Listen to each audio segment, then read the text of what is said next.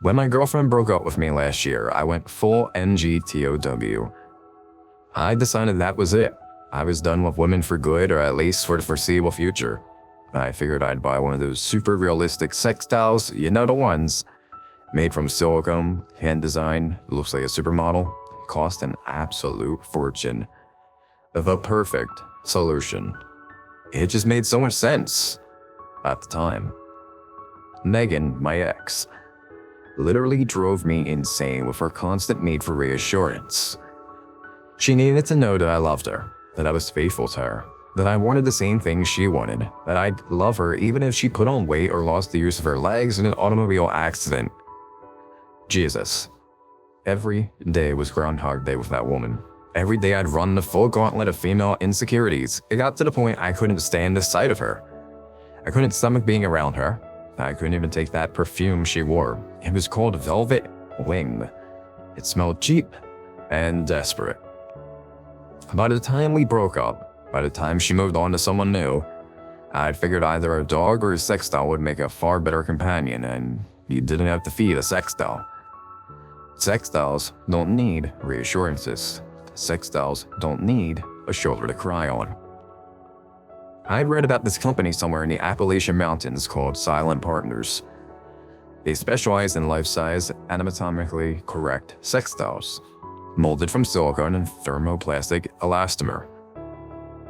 I checked out their website, and it was freaking amazing. The dolls looked so lifelike, I had a hard time believing they weren't real-life models. I browsed the customer service reviews. They were literally calling these dolls industry game changers. I have to say, wrote one reviewer.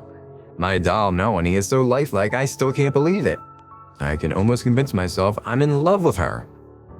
She's beautiful, sensual, and endlessly receptive. It's better than having a real woman, wrote another.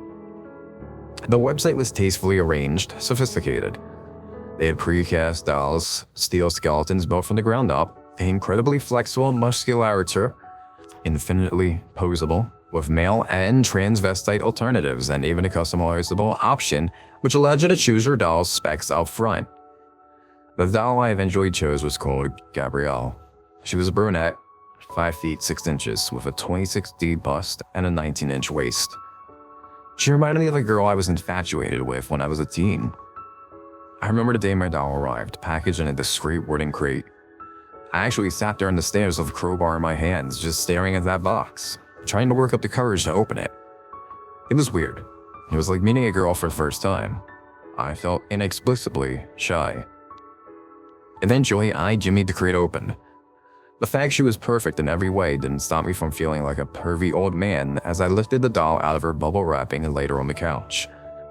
But I couldn't believe how real she felt. Her skin smooth and flawless. Her breast so soft and realistic I got a hard-on right there and then. She was beautiful. I'm not kidding. She was fucking out of this world.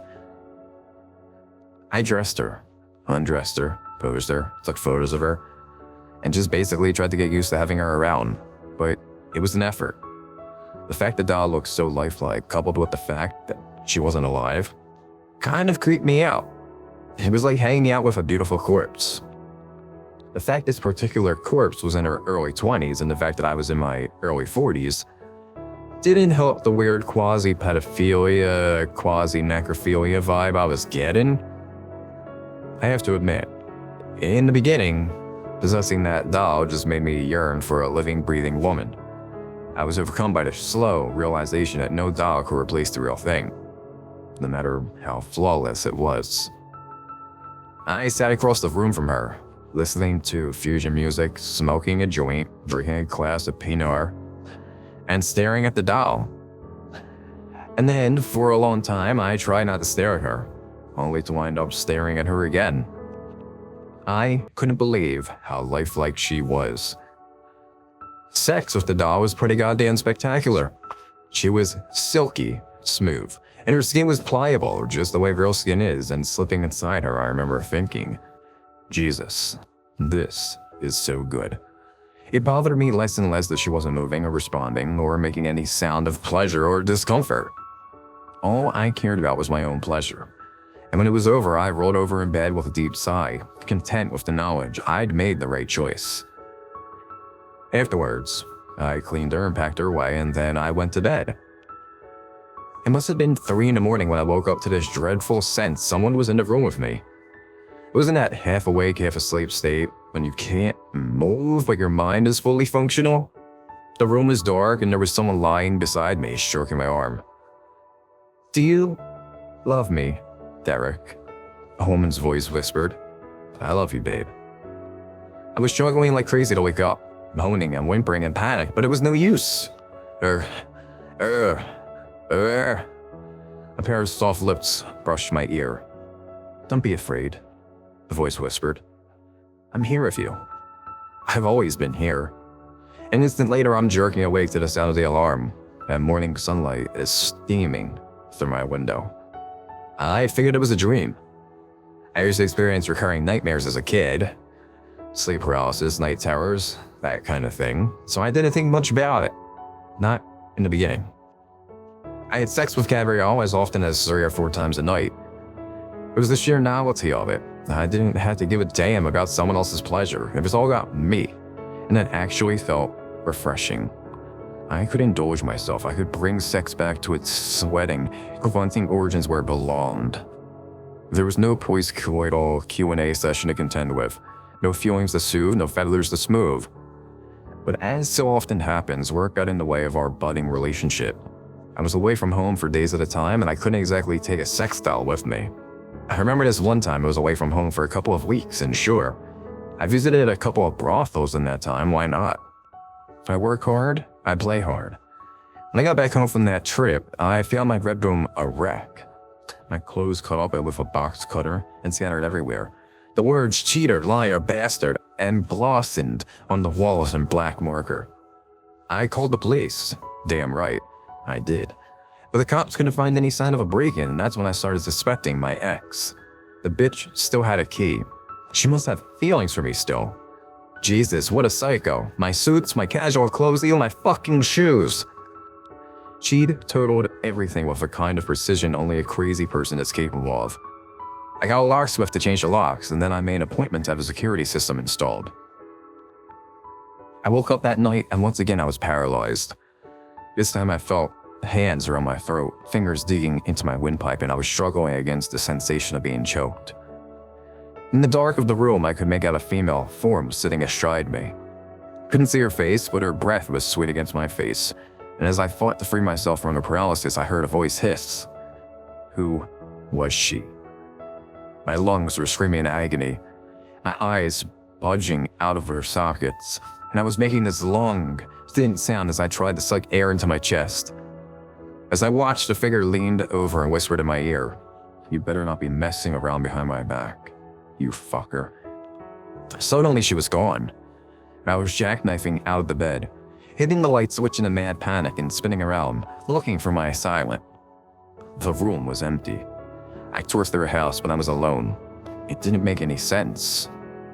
I'm screaming at Megan, threatening to call the police if she doesn't stop harassing me. I want my fucking keys back. But she swears to God she doesn't know what I'm talking about, and I swear to God she better back the fuck off. I can barely talk. My throat is bruised, my voice comes out in an angry whisper. "You break into my house again," I hiss at her, "and you'll regret it, babe. I can guarantee that." I slammed down the phone and poured myself a glass of scotch. I'm physically shaking. No way I'm going back to sleep tonight. I wanted to get a second doll. Right from the beginning, I'd planned on getting 2 dolls, despite the fact they cost an eye-watering $6 grand a piece. I still thought that was a hell of a lot cheaper than a real woman. I'd always been partial to the idea of a synthetic menage a trois. I chose a blonde called Symphony. She was 5 feet 2 inches, 28D with a 22-inch waist. I thought she'd perfectly complement Gabriella. I was beginning to seriously get into this whole off-the-peg relationship thing. I could see myself with an entire closet filled with these things. Every race, height, body type, and 0 emotional baggage. Or so I thought. When the package arrived 2 weeks later, I didn't waste any time. I made love to both my beauties simultaneously, and I can only describe the experience as blissful, like something out of a sci-fi porn movie, because in the end, that's all it was. Porn. There were no emotions attached, no feelings, no sense of reciprocal pleasure, nothing but empty, joyless lust. And for the time being, that was all I wanted. I woke up to a series of ear-splitting screams. It sounded like someone was being murdered downstairs. I jumped out of bed, grabbed my baseball bat, and barged out of my room and down the stairs 3 at a time. I found Symphony in the living room. She'd been torn to pieces and those pieces scattered all over the place. I felt cold horror as I stared at the doll's decapitated head staring at me from the bottom of the tropical fish tank, her left arm draped over the back of the sofa, her torso lying over by the kitchen floor. It looked like some crazy blood-free crime scene. I knew it was just a doll, but Christ, she looked so real. Every part of her was anatomically perfect, and someone had ripped her to pieces. My ex. That was my first thought. The bitch must have sneaked in somehow, taking her hanging out on a fucking doll. I went searching for Gabrielle, but she wasn't in her box. Shit. Megan must have taken her. What the hell was wrong with this woman? Was she so insecure that she was threatened by a bunch of sex dolls? I stormed upstairs to get dressed. I planned on heading over to Megan's place to confront her. At that point in time, I was angry enough to fucking throttle her. I froze as soon as I entered the bedroom. The other doll, Gabrielle, was lying on the bed. Someone had posed her, so she was sitting up and staring at me, but something felt different. Her eyes were no longer flat and doll-like. Instead, they were filled with an inexplicable malevolence. I literally felt her rage the moment I stepped into the room. She was staring at me. I know it sounds ridiculous, but it's the only way I know of putting it. I started to doubt Megan had been responsible for this. I started to doubt a lot of things right about then, not the least of them, my sanity. To be on the safe side, I stored the doll down in the basement. I don't know why I did that. I don't know why I put her in the basement. I just felt weird about having her around. I still didn't believe she was sentient. That was a leap of logic I just wasn't ready to take. But the destruction of the second doll, the nightmares, the sense that something wasn't right about Gabrielle all combined to feel a growing sense of paranoia. Something was badly wrong. But each night, someone stepped into my room and straddled me on the bed, riding me to a muted orgasm, and all through this ordeal I remained paralyzed, unable to repel these assaults, unable to cry out, staring up in horror at the silhouette of a woman as she leaned down and whispered in my ear, "I love you so fucking much." Each morning I'd get up, feeling strangely drained, filled with an exhaustion that would last most of the day. At last, I went down into the basement to confront my growing fears. I'd left the doll, Gabrielle, lying in the corner, but now she was sitting in a discarded armchair, staring at me as I flipped the light on. The basement was cold. I felt a chill crawl up my spine and I stared down the doll. Something was different about her. That's when I noticed her belly was swollen. I wondered if this was like some kind of reaction to the moisture in the air. So I crouched in front of her and placed my hand against her belly. Instantly, I snatched it away. I'd felt something kicking around inside. Christ, was the fucking thing pregnant? I almost bursted out laughing at the thought, but at the same time, that joke became a slow wave of horror that rippled through me.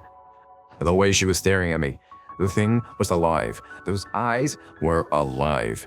My nerves broke and I wound up fleeing back upstairs, slamming and locking the basement door behind me. I was too embarrassed to seek anyone's help. Besides, what was I going to say?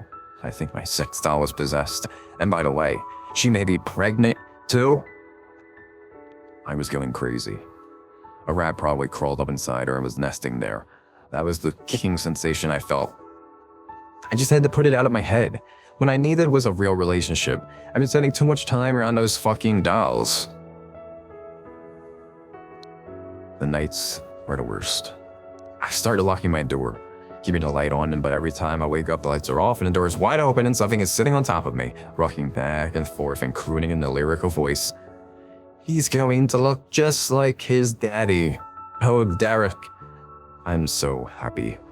Thank you, darling. I love you so freaking much. I can't move, I can't scream, I'm so fucking scared.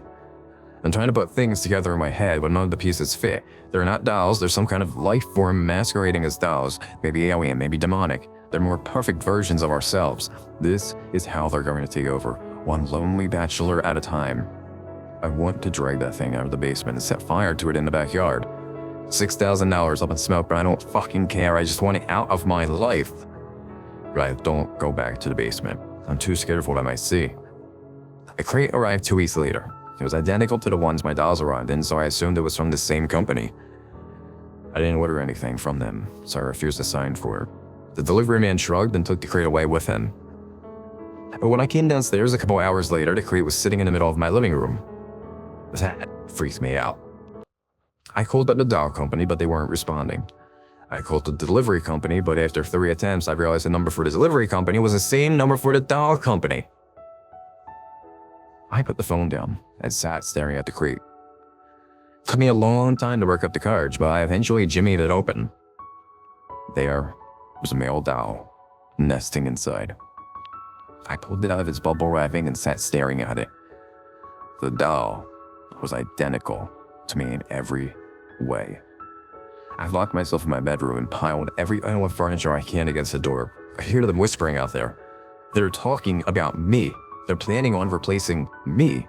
I don't know what they are, fucking parasites, some kind of sentient STD. But I'm not going to open the door, no matter how hard they knock. And she's always whispering, "Let us in, darling. We only want what's best for you." And the man laughs softly in the background. I recognize that laugh. It's my laugh. They've cut the power to phone lines. They're knocking on the door. Tap, tap, tap, all day and all night. Let me in. Darling, you know I love you. And oh, horror of fucking horrors. Last night, I heard a baby crying, accompanied by the sound of Gabrielle singing it fucking nursery rhymes.